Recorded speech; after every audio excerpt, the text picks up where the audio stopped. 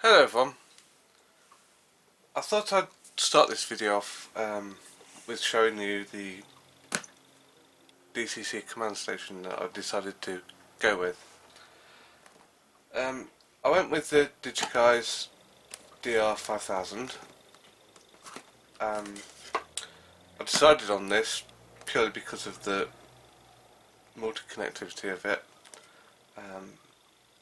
It suits me fine with going for computer control, and I'll say why in a bit. But yeah, that's the product. It was 125 quid, which not too bad, I think, especially for a full DCC system.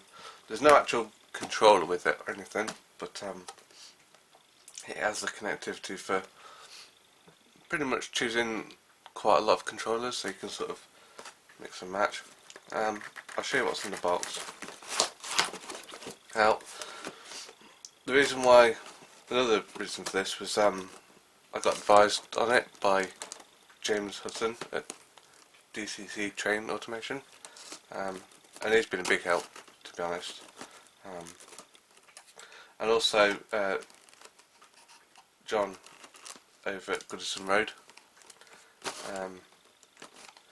Although he went with the Z21, he's actually given me quite a bit of feedback, and he says that he would have wanted to go for this if he had the choice now. So yeah, 125 quid, not bad. I'll show you what's in the box anyway. Obviously you got your bit of a manual there. And it shows you how to connect everything up, with all your detectors and stuff, and your boosters. So that's pretty good. And yeah, this is it really. What I like about it, it's got your local area network, so you can plug it into your computer. Perfect for computer control. But it's also got Wi-Fi built in. It's got S80N protocol, which is useful because a lot of stuff supports that. It's got the loco net for the boosters and the loco net T, which I think is what you plug the occupancy detectors into. I'll be using that one, I think. And it's got the I forget which one that one is actually. ExpressNet and the R-Bus. So yeah, so because you've got all those options, if you wanted something like Digitrax controllers, you could plug that in, not a problem. If you wanted something like the Rocco multi-mouse, maybe even the new Wi-Fi one or the old one, fine, plug it in. Want the lens stuff, lens controllers, simple, plug it in. So you've got a lot of connectivity for just 125 quid, which is a lot cheaper than other stuff. Although I must admit, I do really like the ESU Ecos, but it's a lot of money, and with going computer control, half of those features that are built into that wouldn't really be needed. So I thought this and a walkabout controller would suit me perfectly. I also bought 65 quid the booster, and I'm going to have two of these. One for powering half of the track, the other for the other half. Just to help keep everything running nicely. And I've also got a occupancy detector. 50 quid, 16 channels. That's not bad at all, is it really? It's actually really cheap compared to a lot of other makes. So yeah, That's what I like about this stuff. It's cheap and just does exactly the same as the more expensive brands. So nice and simple. Right, so what I'll do now is I'll try and get it all connected up to the fiddle guard and see if we can get something running, shall we? See you in a minute. Right, so I've got everything set up now. As you can see, I've got a Wi-Fi extender here, which is plugged into the command station. That's also plugged into the booster. The command station is also plugged into the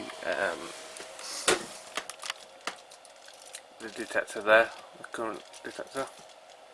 And yeah, everything is working. That ticking noise is just the Megapoints controller. Unfortunately not much you can do about that.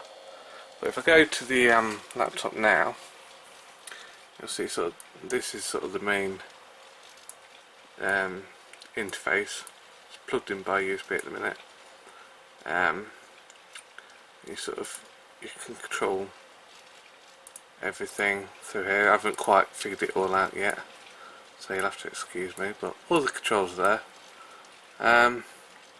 So if I show you here, I've got all that switchboard here, so if I want to change points, that you can do. So if I like to click on 601, which is that one right there, you'll see it works just fine. So now, about time too. Excuse the carpet adhesive, I was putting carpet down. For the first time, here we go.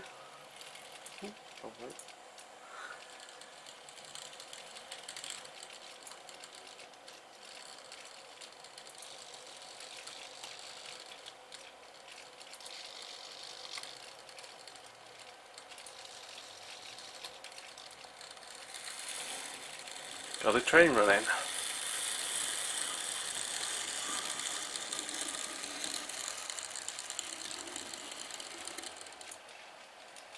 So now,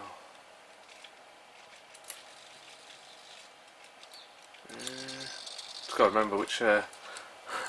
Once I get computer control set up, I won't need to worry about remembering the addresses. In the meantime,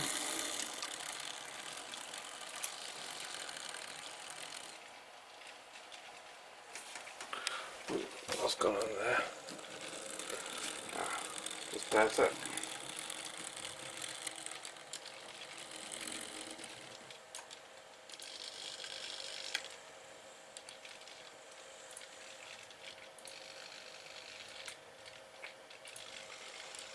Yeah, trying to find the right one. There it is.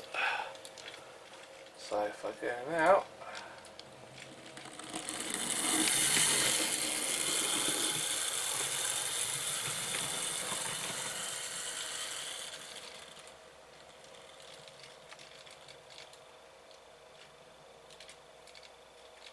it works just fine. But now, because it's gone onto a databit track and stopped. Brilliant. Oh well, you get the idea anyway.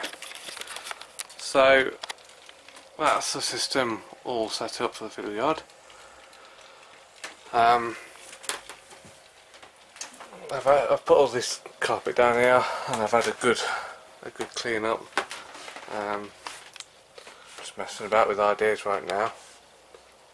One thing I did think about is putting a covering of cork on the top baseboard, so when I eventually do change the layout again, you know, I'm just planning ahead here, but if I do change my layout again, rather than having to somehow get off all the glued down ballast and scenic material and stuff, I thought if you do a covering of cork now, then all you've got to do is rip off the cork afterwards, and it'll leave the baseboards back to that's how they are now, so that might be easier. So I was just experimenting. I've got some cheap cork here. As you try and pull that off, it just breaks. Some more expensive stuff, again breaks. But this rubberized stuff, it just using Trackbed on the to stick it down, just pulls off in one go like that. And all you got is maybe a little bit of glue, but a light sanding should do that. And it also has the advantage that if you put any scenery down, you can bed it in by sort of putting a groove out in the cork. So I'm thinking about doing that, although it's going to put up the cost a bit. But yeah, that's it for now. My next stop is to figure out computer control, I think. Well, that and the actual layout design. So yeah, I'll have a go at that. So right, another quick update. I've just been playing around with train controller in demo mode, and it seems to be like the best one that I've found so far. So if you look there, you see the track plan. So if I click on this point here, then click on that, do it there, changes the point. If I double click on there, zoom it out a bit.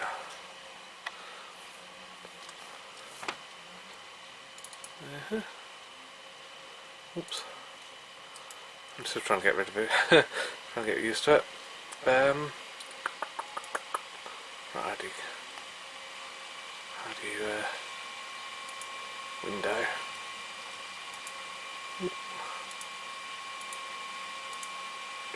New train window. There we go. So now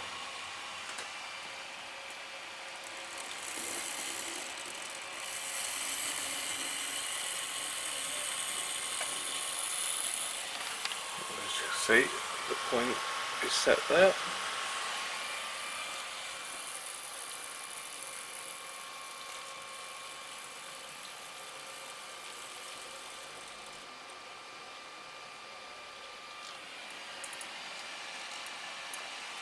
So what we'll do now is click on these points here. So we'll change that one. We'll change that one.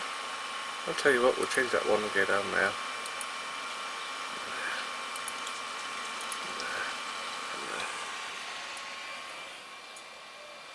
Now,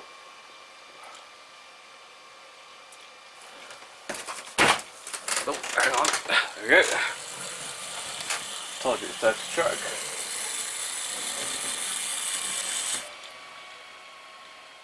Whoops, I missed at a point. My mistake. There we go. If I just go forward a minute. As I went onto that bit of track there, you see, yeah, where is it? That block later. As I take it off,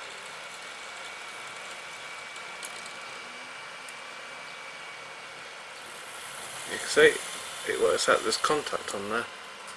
So I'm just starting to look at the occupancy detection and stuff like that, but yeah, that actually seems to work alright, that does.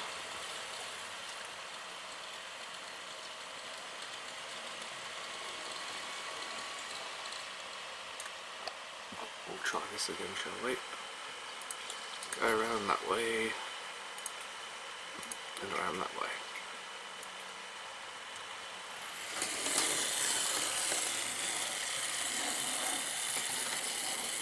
Much easier to control than the other way. The only problem with yeah, dirty track or something again. Anyway, the only, I'll have to look into that.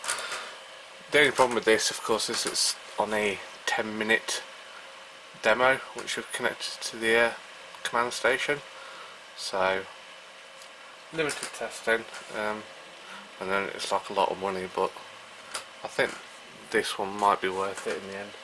But anyway, I'll sort that out another time. So yeah, thanks for watching and catch you next time. Bye.